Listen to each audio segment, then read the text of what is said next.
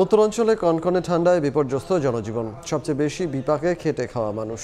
বগুড়ার সাতমাথায় আছেন সহকর্মী আব্দুল আওয়াল। সবশেষ খবর জানতে সরাসরি চলে যাব তার কাছে। আওয়াল, তীব্র শীতের তীব্রতায় উত্তরবঙ্গের প্রবেশদ্বার বগুড়াও কিন্তু আসলে কাছে।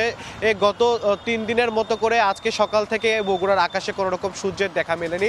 এই আজকে বগুড়ার সর্বনিম্ন তাপমাত্রা কিন্তু ইতিমধ্যেই আবহাওয়া অফিস 13.8 ডিগ্রি সেলসিয়াস রেকর্ড করেছে এবং গতকালকে সর্বনিম্ন তাপমাত্রা ছিল কিন্তু 14.4 ডিগ্রি সেলসিয়াস এবং সর্বোচ্চ তাপমাত্রা ছিল 21 ডিগ্রি সেলসিয়াস। যেমনটি বলছিলাম যে গত 3 দিনের মতো করে আজকেও কিন্তু বগুড়ার আকাশে কোনো রকম সূর্যের দেখা মেলেনি। এতে করে শীতের তীব্রতা যেমন বেড়েছে, এর সঙ্গে কিন্তু শীতের তীব্রতায় যোগ হয়েছে শীতের যেই মৌসুমি বাতাসের যে প্রভাব, কনকনে এক রকমের বাতাস কিন্তু বগুড়ায় প্রবাহিত হচ্ছে। এতে করে আসলে বগুড়ার আবহাওয়া দপ্তর যেমনটি বলছে 3 থেকে 4 নটিক্যাল মাইল পর্যন্ত বাতাসের তীব্রতা থাকায় শীতের তীব্রতার মাত্রা কিন্তু আসলে এই উত্তরের জনপদ বগুড়ায় উত্তরের প্রবেশদ্বারে কিন্তু বৃদ্ধি পেয়েছে এবং আমরা দেখেছি যে সকাল থেকেই সাধারণ